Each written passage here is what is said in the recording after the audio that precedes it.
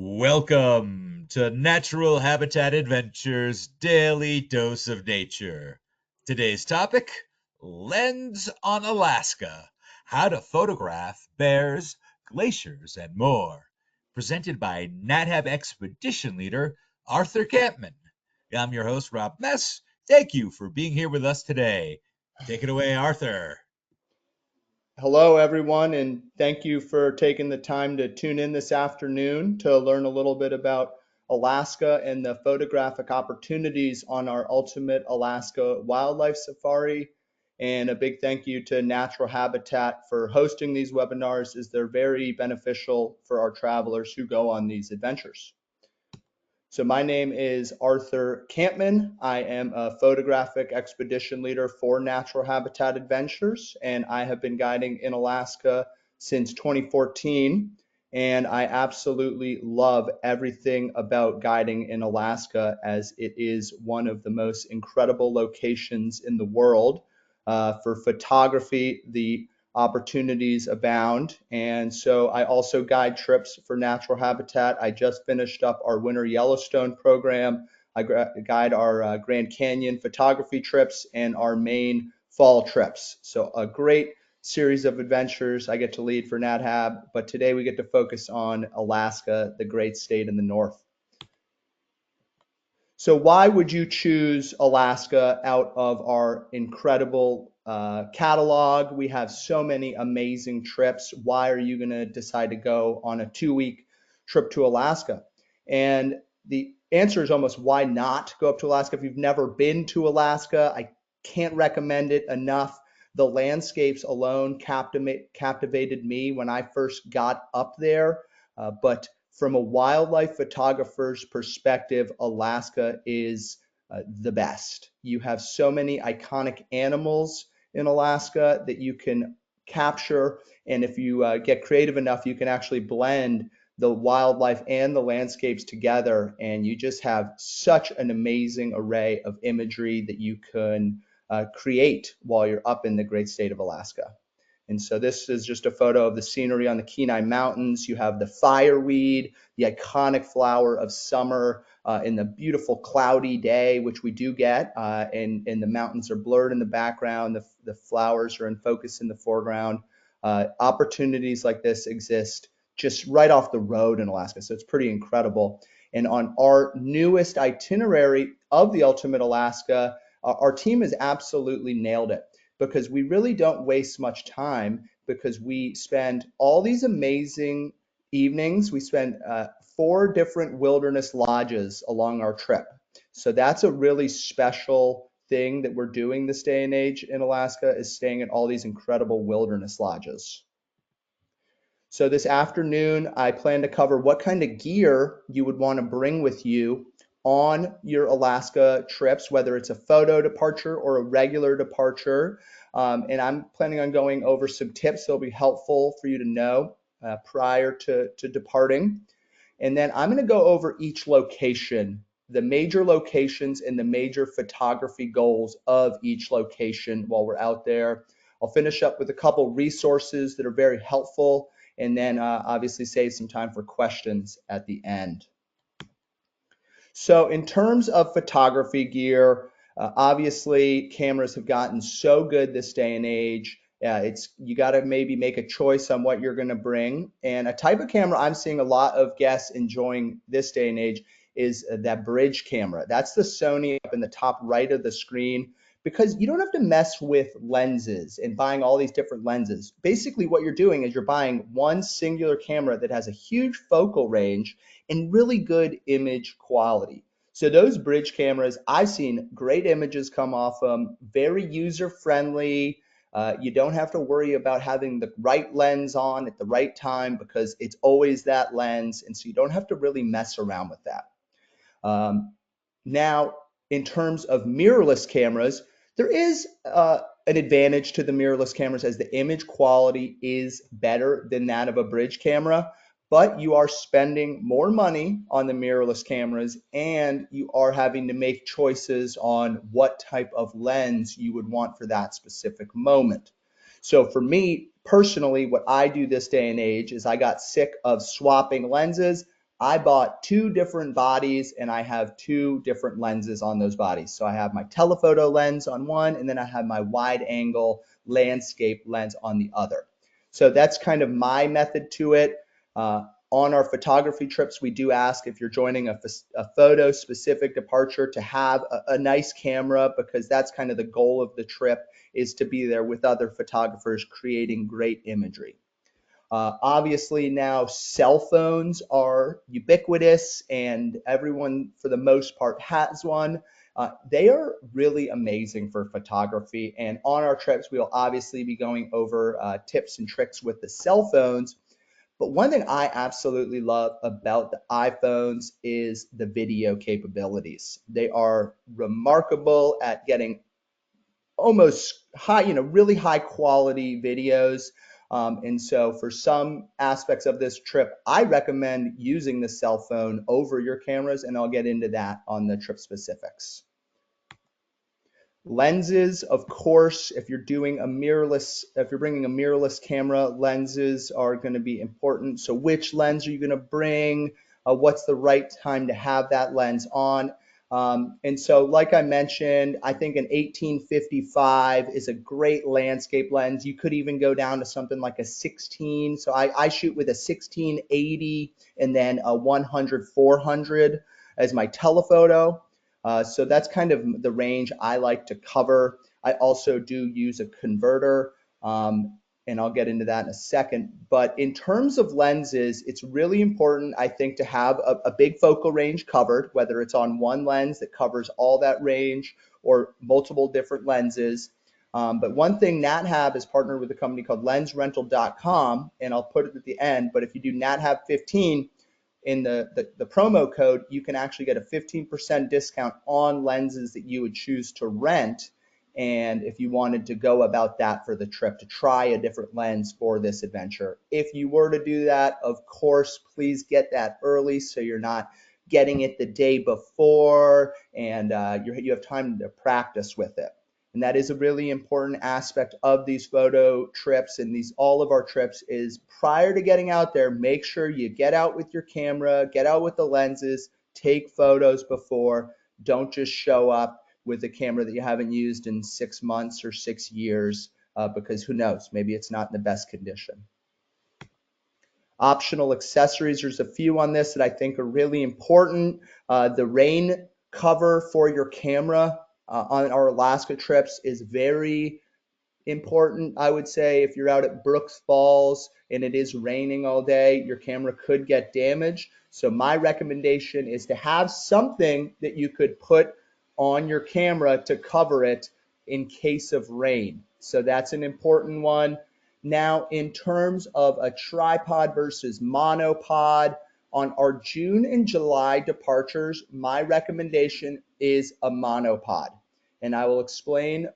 That is because at Brooks Falls, you cannot use a tripod from basically mid-June until mid-August, and they have the option to extend that even into September. So a tripod is essentially pointless at Brooks Falls, where you can use a monopod for stabilization. If you are going to our bear camp, we have tripods available out there. So if you wanted to use that, one would be there for you and you could utilize that. Now, that being said, if you are doing our later season departures, I have a bear camp photo departure in August. You might want to bring a tripod in case of the northern lights. That is something you could potentially get on those later season departures. That is because on June, July, we don't really see darkness in Alaska, as it is essentially the land of midnight sun. I mentioned teleconverters. Those are a great accessory to have on your trips, because if you have a 400 lens, that teleconverter is going to give you an additional reach. A macro adapter is also really fun to play with if you want to photograph flowers, bees, pollinating flowers, little insects, stuff like that. Those are fun accessories. And then obviously polarizers can be fun to play with if you enjoy that. Two, I would say you definitely want more than one, or batteries and memory cards. Batteries can definitely go on the fritz, and a terrible place to have that, especially if you only have one of them, is on a trip. So make sure you have multiple batteries and multiple memory cards, because I was just on a trip in Yellowstone. A guest had 2 memory cards fail. Luckily, we had a third there, and she was good to go. But obviously, you want to have that stuff just in case. The product manual is not a bad thing to have on you as well, as each camera is unique. It's a good thing to have in case something goes wrong. And then a headlamp. Headlamps are nice to have, especially on those later season departures once it does actually get dark in Alaska. You probably don't need one in June and July. You're welcome to bring one. Some of the cabins and rooms can be on the darker side, but in August, those later season departures, I would bring a headlamp personally. Clothing, nobody has ever taken a great photo when they are shivering, freezing, and cold. So making sure you are layered up well is really important. The interior of Alaska is drier and warmer than the coast of Alaska. So we will see a couple different climates on this trip. That being said, Alaska is a place that is notoriously cold. On the coast, you can experience rain. So I think having really good layering system, rain gear is vital to success. So that is a very important thing. Rain gear, tops and bottoms, making sure they're in good condition are important. Waterproof boots are very, very, very important in Alaska. So a good pair of boots, good socks, gloves and a beanie. All this stuff is important because you can have multiple seasons in one day. And so having a good layering system is very important for good photography. So what is going to make a photo expedition different than our regular nature departure? So on our photo expeditions, not only is your expedition leader going to be an incredible naturalist, but they're also going to be a professional photographer. So they are going to be able to combine the skills of being a naturalist with photography. And that helps so much to understand animal behavior, because at NatHab, we have the finest expedition leaders and naturalists in the world. And when we combine those skills with photography, you can get some outstanding imagery like this one. These are Kenai fjords, a killer whale swimming in the Kenai fjords on a cloudy, moody day, getting the pod to surface at the right time and getting the group to get the right shot. Really important. And so, and there is another distinction on our photo expeditions on this Alaska trip. So all of the itineraries for Alaska start the same. You start in Fairbanks, Alaska, and you go down to Denali Backcountry Lodge for 2 nights. From Denali Backcountry Lodge, you go to Anchorage, Alaska for 1 night. Then you take a train down to Seward, Alaska, where you spend 2 nights out on Fox Island, where you'll explore the Kenai Fjords National Park. From there, you'll take a bus across the Kenai Peninsula over to Homer, Alaska, where we'll then go to another wilderness lodge in Kachemak Bay State Park for 2 nights. And then this is where the trips differ. On our photo expeditions, both of your bear viewing opportunities are an additional night. So if you are doing a photo expedition that goes to NatHab's Bear Camp, you'll be out there for 3 nights. If you're going to Brooks Falls, you'll be going there for 3 nights. And the reason why we chose different times of the year to go to either Bear Camp or Brooks Falls is because we want to be there at the optimal time for photography at that location. So you'll maybe notice on our website, our June trips don't go to Brooks Falls at all until sometime in July. That's because there's no bears at Brooks Falls until the salmon start to show up. There's plenty of bears at Bear Camp, so that's a great time to go to Bear Camp. And so that's a major distinction. And so if you're doing a regular nature departure, non-photo expedition, you'll spend 2 nights at either bear viewing location. But if you're doing a photo expedition, you'll be spending a 3rd night at either Bear Camp or the Brooks Falls bear viewing locations. So that's a major distinction on this trip. So I'm going to break it down location by location and the photographic opportunities you'll have at each spot.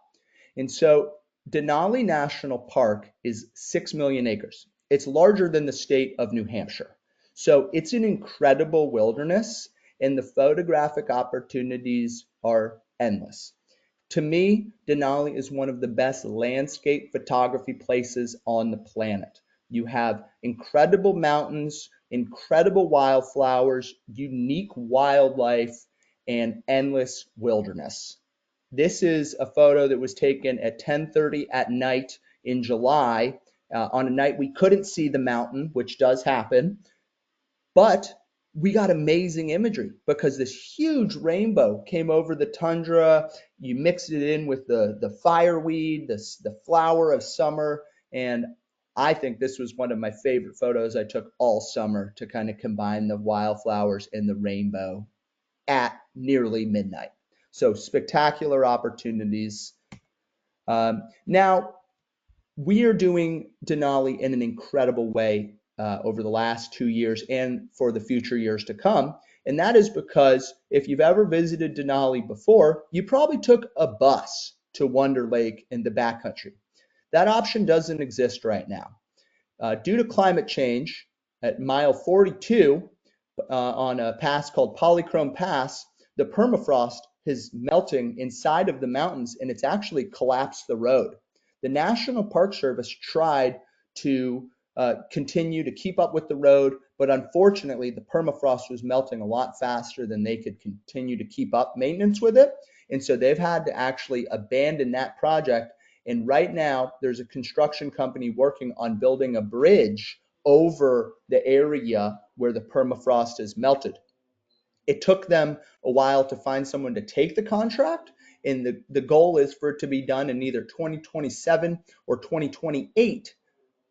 But that gives us a lot of wilderness to play in the backcountry because the only way to get there right now is via a plane or a helicopter.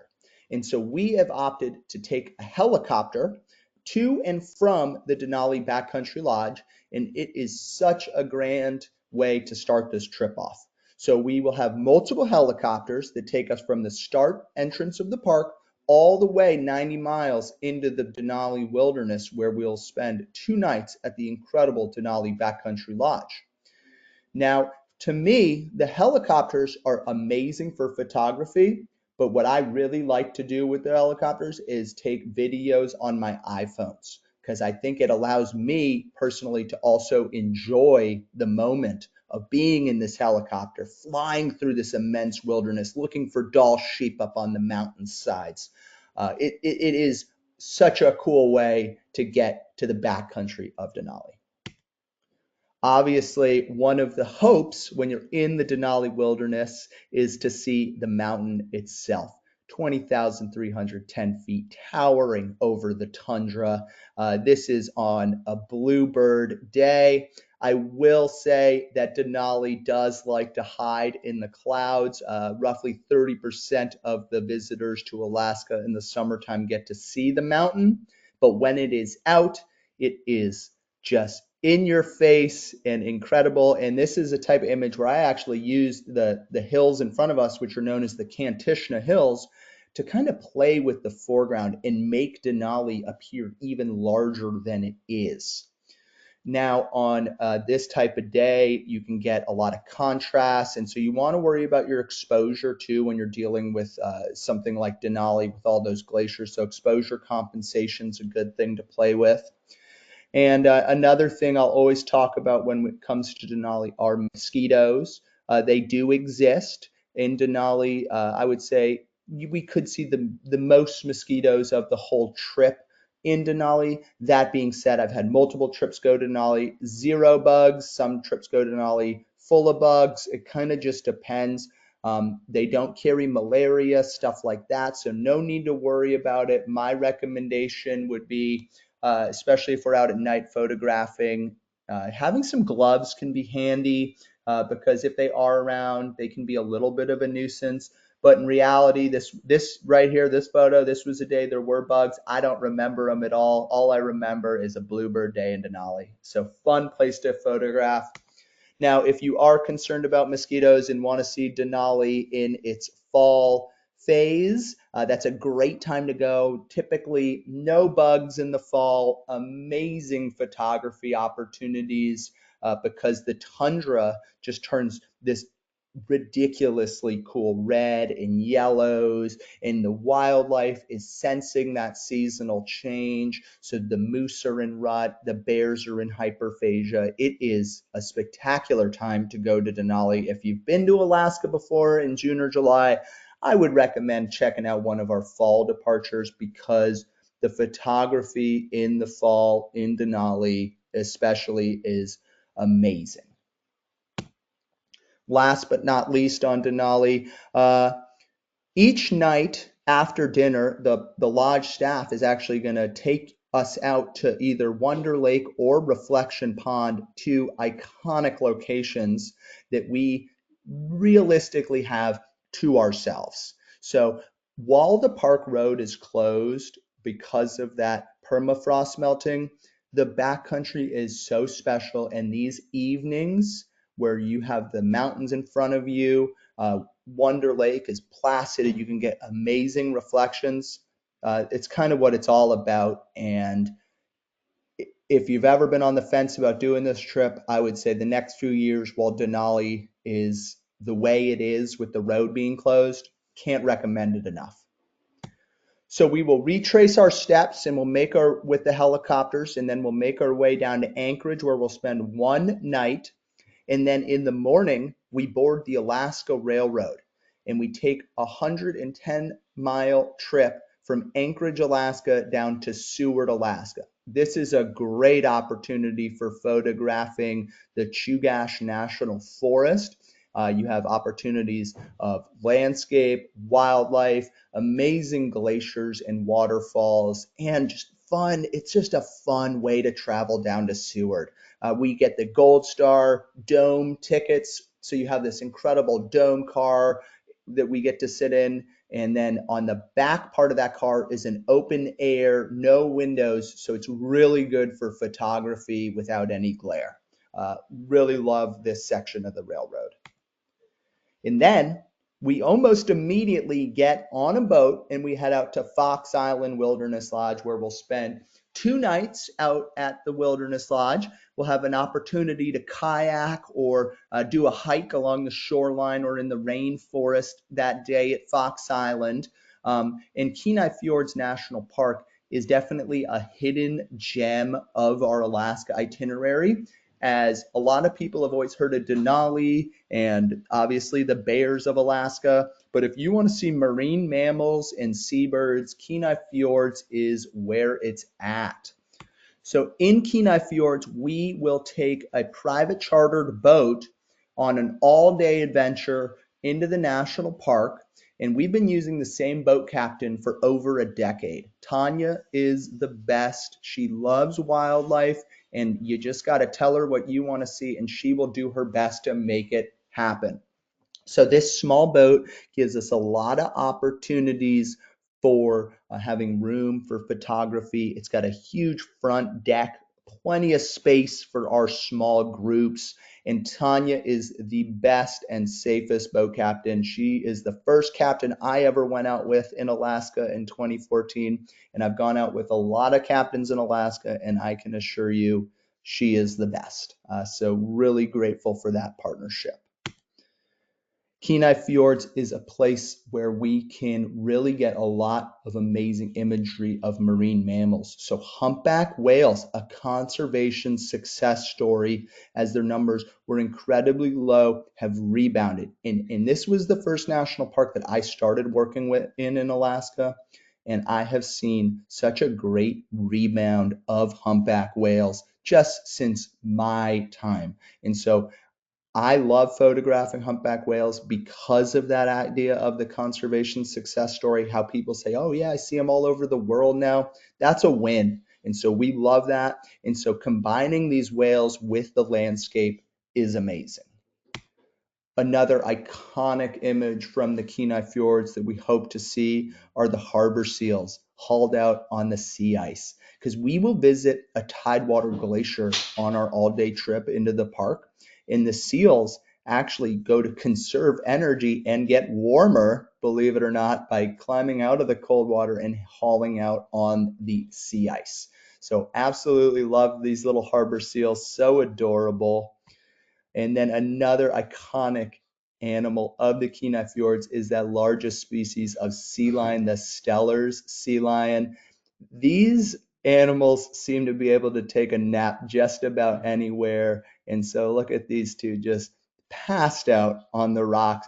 But they are one of the funnest animals we get to photograph of the whole trip because they'll be asleep like this. Another member will climb out of the ocean. The whole rook wakes up and they're just roaring at each other, ready to go. And it's really a fun animal to photograph. Everyone always loves the sea lions. But of course, one of the stars of the fjords would be the seabirds. Cannot think of Kenai Fjords without thinking of the alcid family, and that's puffins. So we have the two species of puffin, the horned and tufted puffin, and then we have auklets, murres, cormorants, bald eagles. The seabirds at Kenai Fjords are absolutely incredible. Thousands and thousands of animals come in to take advantage of the summer bounty in the fjords. Puffins are amazing, so fun to photograph, and I just hope we get to see some this summer. I'm already looking forward to it. From Seward, we will leave Fox Island, and we'll actually, from Fox Island, we'll go into Seward. We'll have a little bit of time in town, give you time to explore the town and see what it's all about. And then we'll take about a 3-hour or so bus ride across the Kenai Peninsula, where we will make stops for photography and restrooms, of course. But we are en route to Homer, Alaska. And there is so much to see on that 3-hour drive that sometimes we got to kind of pick and choose because we're making our way out to an incredible wilderness lodge, which is new for us this year, but it's a great addition to this trip because we leave the Fox Island Wilderness Lodge and we go straight to another wilderness lodge over in Homer, and it's amazing. And obviously, Homer is a great place to photograph sea otters. And sea otters, if you're not familiar with, are an integral part of the Alaska ecosystem. They were hunted nearly to extinction for their incredible fur, but they're a keystone species because without sea otters, the sea urchin population would dominate and overrun the kelp, and they would basically wipe it out, and we'd have no kelp forests. So obviously, we love sea otters, not just because they're cute and fun to photograph, but they're an integral part of our ecosystem. Homer is also an amazing place for wildflower photography. So if you're on the June and earlier July departures, you're actually going to see a lot of this purple flower around, and this is the lupin, the Nootka lupin, and it's an amazing wildflower that kind of just lines the Homer spit all the way down and all through the area of Homer. You can just get remarkable photos of the lupin and the coastal mountains. And you can see we have really big tidal swings behind us. So you're getting some reflections in the mountains. The flowers are in focus and the mountains are blurred behind it. These are some of the opportunities we'll have in Homer. And our trip, actually, at the end, when we come back from bear viewing, we will spend one night, our farewell night in Homer. But my recommendation would be to extend for one extra night, just so you have time in Homer to walk around, see it, get to do some of the local stuff. You could even go fishing. It is the halibut capital. But if you're into wildflower photography, the lupin is amazing in June, early June into July, and then the fireweed, of course, that beautiful pink reddish flower takes over a little later. So just amazing. Bald eagles. Homer is an amazing place for bald eagle photography. So that's one thing we will definitely look to take advantage of. As the bald eagles population fell off in the lower 48 due to DDT, Alaska never had that issue because they weren't doing widespread pesticide sprays with the DDT up in the north. So the bald eagle population is robust, and we love to take photos of that. So if you are an advocate of bald eagles and you want to take photos of them, make sure you let your expedition leader know, because they also are and want to do the same. But I think it's always a good one to speak up to, because sometimes they're just so ubiquitous, they're everywhere. But we want to obviously get great images of a bald eagle in Alaska. I think it's part of the trip. And a new addition to this, since we are staying at that wilderness lodge, is we are going to go for this amazing hike in Kachemak Bay State Park, which is the first state park in Alaska at over 400,000 acres. It's quite a big state park, but it protects some amazing glaciers and glacial landscapes. It's home to a lot of black bears and moose, so great animals as well. But this hike, I think, is a great addition to our trip because it gives us just another layer of photography that we get to add in. Now, if you aren't much of a hiker and you want to relax around the lodge, that's also a great opportunity because we are nearing the grand finale of the trip, where we will make our way out to either of the bear viewing locations. So I'm going to start with Lake Clark National Park and Preserve at our Nat Hab, Alaska Bear Camp. And so I just love Bear Camp. It is such a special place, a special part of our planet. And the photographic opportunities at Bear Camp are endless. So I'll be leading a photo departure in the end of August out to Bear Camp. And I'm so excited already because that time of the year you can get some dramatic light. This was taken late August as the sun is setting, and we have bears fishing for salmon down on the river. Just a fantastic evening. So the way we arrive out to Bear Camp is exciting. You will board a wheeled plane from Homer, and you will fly across the Cook Inlet, and you'll go across these beautiful mountains as you make your way to our Bear Camp. And when you land at Bear Camp, you might be going, where's the runway? Well, it's Alaska. You land out on a beach. And so you land out on the beach, you pull right up to Bear Camp, and you'll be greeted by our fantastic Bear Camp team. Caprice and Johnny, Chef Chris, Clint, Alex, just wonderful people who will be there to greet you and make sure your stay is incredible. And it is such a fun way to arrive at our wonderful camp.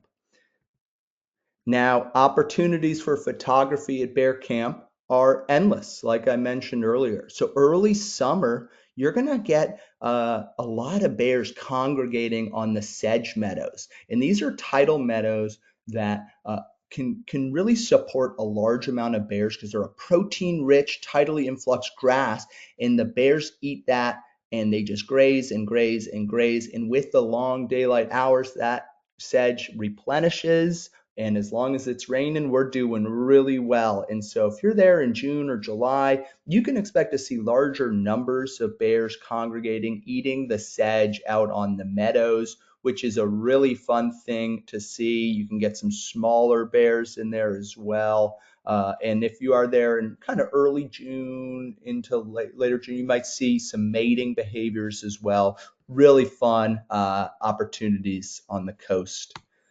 Another fun thing is seeing the bears clam, because Bear Camp is set right on this beach. And so as the tide goes out, the bears, they get a little sick of the grass. They follow it out to go clamming. And one thing I love that we do in Nat Hab is we never want to pressure animals because they have it pretty tough. And so we don't want to run out on the flats and bother those bears because we can get the amazing photos while keeping a safe distance. And so here you can obviously, our group is watching a mom and a cub clamming, and you can still get that reflection photo. And we sat with her for a long time, and she could have cared less because we were not bothering her and we weren't pressuring her. And so a really fun thing, as the tide is out, the table is set, and the bears take advantage of the clamming. Another amazing aspect are those evenings where after dinner, your expedition leader or Johnny are going to take you out for an evening bear viewing. And one thing I always love to point out, especially at bear camp, is to focus on the landscapes and to get the animal in it as well. Because while this photo might not be an amazing composition for Instagram, if you wanted to get something printed and put on your wall, this type of photo is what you want, because you have crepuscular rays coming down right as the storm cleared, a bear grazing. You know, it would be a great photo without the bear because of the light, but then you add a bear in there and it's pure magic. So something I always like to say is small animal, big landscape, focus on that as well, because we do as photographers get caught up zoomed in. But of course, the grand finale, the other location you could end up going bear viewing is Katmai National Park and Preserve to the iconic Brooks Falls. And this is the location where the salmon pulse up the river and jump up the waterfall, having to go past the guardians of the waterfall, the brown bears that sit up there. Now, this is an area where you might want to focus in and zoom in a little bit more to get that shot, because it takes a lot of time and patience to get the bears fishing for salmon and catching one. But when you do, it's pure gold. We arrive at bear camp via float planes. Every once in a while, there are slight delays. If you can see on the left, we have bear traffic control holding down the fort and delaying our departure out of bear camp, but it's all good. We were there taking photos, having a blast. But the float planes are really fun, as you'll be leaving the King Salmon area for about a 25-minute float plane ride where you'll land at Brooks Falls.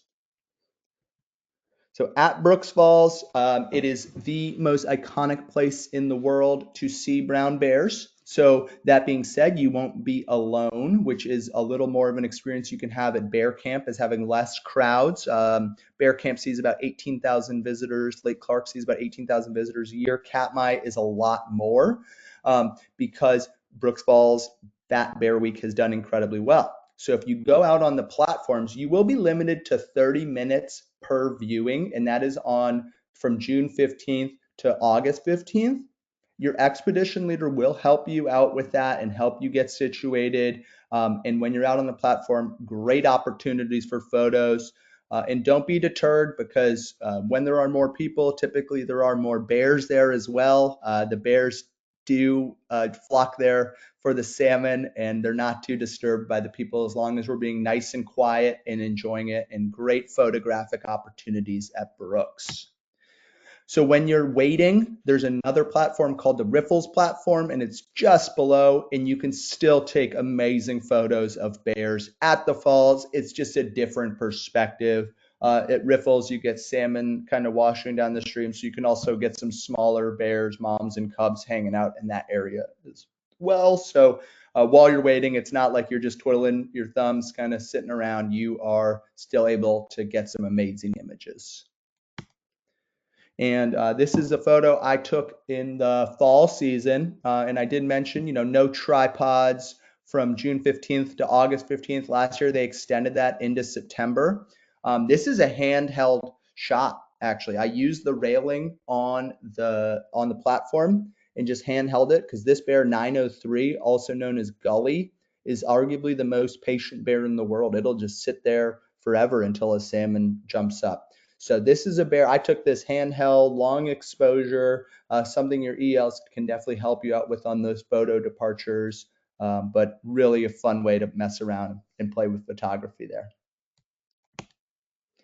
So that's kind of the locations we'll cover. If you have more questions and you're curious, on our website, the Know Before You Go, if you go to that Alaska and Northern Adventures, and then you go into our Ultimate Alaska Photo Expedition page, a great amount of information is on the Know Before You Go page. So check that out. That's a great resource. And then a couple other resources I always like to discuss are the blogs, the natural photographer blogs, great information in there. The Wild Photographer podcast, pre-departure briefing. If you've already booked an Alaska trip, you're going to get sent one of those amazing amount of information in that. Natural Habitat did a film about the Bear Coast. It's called The Bear Coast. It's a Nat Hab film. Can't recommend that enough, talking about a lot of the local conservation issues that we'll be discussing while we're on the trip, and they did a fabulous job with that. A daily dose of nature webinars. We'll have those all listed on that Alaska page that I just mentioned. And then, of course, camera equipment rental. If you're considering going on this trip and you want to rent some gear, that lensrentals.com using the code NATHAB15, always good to save some money on that.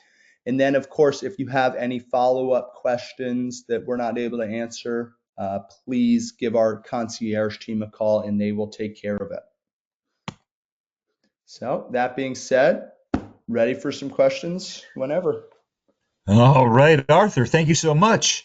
Now, before we dive into the question and answer session, I would like to remind everyone that you can submit your questions via the question field in your control panel. Just go to the upper right corner, you'll see those three lines. Click on that, and you will see the question field.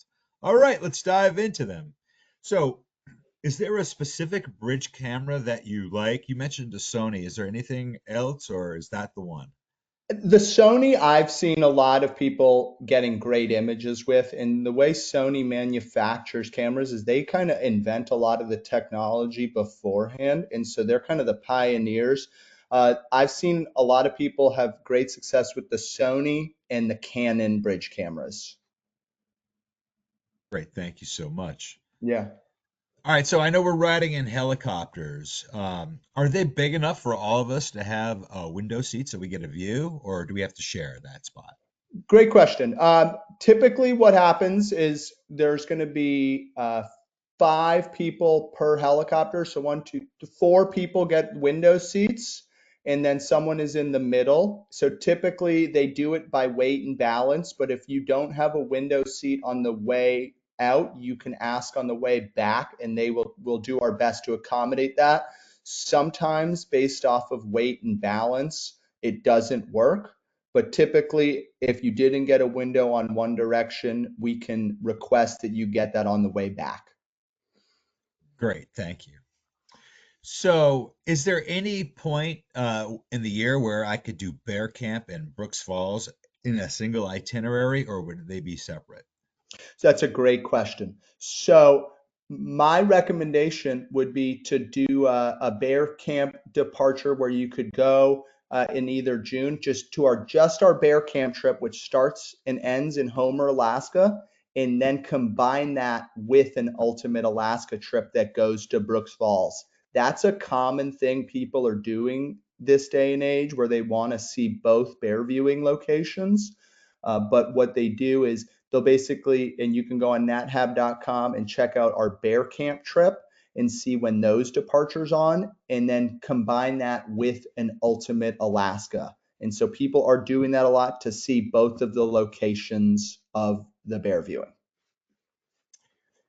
Gotcha. So, just to clarify, are bear camp and Katmai two separate trips as well? Yeah, yes. So bear camp is we have a departure that goes just to bear camp. So it's a specific trip that's about a week long. It starts in Homer, Alaska, and then it goes over to bear camp for 3 nights, and then ends back in Homer.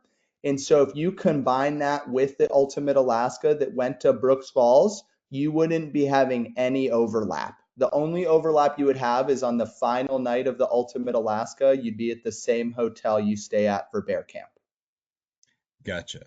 So, what about the amount of bears I'm going to see? Is it similar for the two locations, or am I going to have to worry about seeing bears?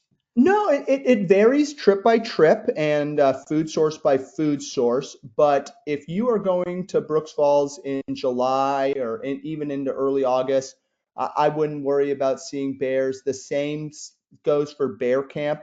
The way our team at the office designs these trips, they are the optimal times to see bears. That being said, if you're doing one of the trips in the fall season, there might be a couple less bears around, but there are still plenty of bears to photograph, and you have a lot less people around. So you're kind of making a choice of like, I want to have less mosquitoes, less people, still see bears, I would look at those fall trips. But if you want to say like maximum number of bears while also contending with more people, the July trips would be better for that. Gotcha. Thank you so much. Of course. So, is the 30 minute limit at Brooks Falls? It's per day. We only get 30 minutes when we're there. No, no, you can sign up multiple times. So while you're there, you'll go out, you'll sign up. You probably will have to wait a little bit to get your first viewing. The second you come back from that viewing, you can sign back up. They'll give you a buzzer like you would get at a restaurant, and then you can go sit out on the Riffles platform or even inside the kind of near where the ranger is, where there are a couple benches and wait. And sometimes the wait can be 30 minutes, sometimes it can be an hour. But people, I've had guests just stay the entire day, get 7 or 8 viewings on the platform. And as the day progresses and the crowds start to leave Brooks going back to Anchorage, we get more time out there as well. So you can have multiple viewings a day while you're at Brooks. Great. Thank you so much for clarifying that. Of course. Great question. S- So, with all the small planes and helicopters we'll be on, are there big limits on luggage and gear weight? Yeah, so that's a great question. And we'll be doing another daily dose as the season gets closer to really get into the clothing and nitty gritty. But we will size down multiple times throughout this trip on luggage. But one thing that I always recommend guests do that have telephoto lenses is when you wear your telephoto lens for the weigh in for the helicopter or the plane, that counts as your body weight. So it is a little bit of a loophole, but if you have your big 6 pound telephoto lens around your neck and not in your suitcase, it doesn't count as your suitcase's weight. And so we will have a couple times throughout this trip where we will be sizing down our luggage. But if you wear your cameras, it's really no issue. And a lot of the places where we do have to size down, they have a lot of the amenities that you would want out there waiting for you. And realistically, you're still sizing down to about 30 pounds in your primary bag. So that's still a lot of weight, especially if you have your camera around your neck. So it is kind of a nice way to, I say, ditch your laundry and go travel with the fresh clothes, and you can put your camera around your neck for that weight advantage. Great. So, how about those boat cabins? Are they comfortable? Do they get good airflow? Can you talk a little bit about those? Yeah, the boat is very comfortable. So when we go out on our all-day trip into Kenai Fjords, there are amazing windows on the boat. So if you are prone to seasickness, you have plenty of sight lines to look out. We can open windows and the front door of the boat as well. So that gets fresh air in there. I have rarely had anyone get seasick because of the way Tanya drives her boat and has so much experience. But we have so much space on that boat that we take out to Kenai Fjords. And then when we come back at the end of the day and we're spending the beautiful evening on Fox Island, everyone just always loves the day out on the boat. Really great part of the trip. And obviously, if your EL is seeing that the sea conditions might be a little bit rough or something like that, they'll obviously address that prior and recommend either a Dramamine or something like that. But plenty of Got space, great airflow. awesome to hear. All right, so when I'm shooting pictures from the boat, or any time on the water, really, do you use a polarizer to cut down on the glare? I have used a polarizer to cut down on the glare on the water, especially on those sunny days. I've found those can be challenging at times. So that's somewhere where I've had a polarizer help out a lot. At the glaciers as well, the polarizers can help out a lot with reducing glare. And we can also give you some tips on our photo expeditions in post processing on how to kind of help with that as well. But great question on that. Thank you. So let's talk about another type of animal we might see, bald eagles. Now, we've heard that there's like a location where they gather in mass during a certain point of the year. Could you know where that is? Yeah, And so in the winter time, bald eagles, as the interior of Alaska freezes up and they lose access to water sources and fish, they will congregate on the coast in places like Homer and Haines, Alaska. But in the summertime, they don't have to do that as much because open water is abound. And so we they're not going to be congregated in huge clumps like you might see in the wintertime. That being said, it's roughly one mated pair every mile on the coast in Alaska. So there's no shortage of bald eagles on the coast of Alaska. It's an animal once we get down to Seward, Homer, and even Katmai or Lake Clark, we will see and definitely take advantage of photographing because they're so iconic, especially with the Sitka spruce right behind them, that green backdrop. They're really fun to photograph. And there's a couple places I love to go for eagles. Great. Thank you. Thank you for Yeah. that. So, is there ever an issue with helicopters or planes being able to take off or land because there are just too many bears in the way? Yeah, so great question. Safety is always going to come first and foremost. So whether it's weather, bears, something like that, we always defer to the helicopter pilots and the bush plane pilots and the boat captains when it comes to any interruptions. That being said, I've had very few interruptions over my years of running these trips. They do happen, and it's just a part of life in the north, kind of waiting for a weather window or waiting for a bear to leave the beach. All this stuff can happen. That being said, safety is always our number one priority. So sometimes we just have to be a little patient and then it opens up for us. Right. All right. Thank you for that. Of So, course. tell me, Arthur, is there one bear viewing experience that you have, or one story that you could share with us that um, is your favorite memory of going out there to see these beautiful animals?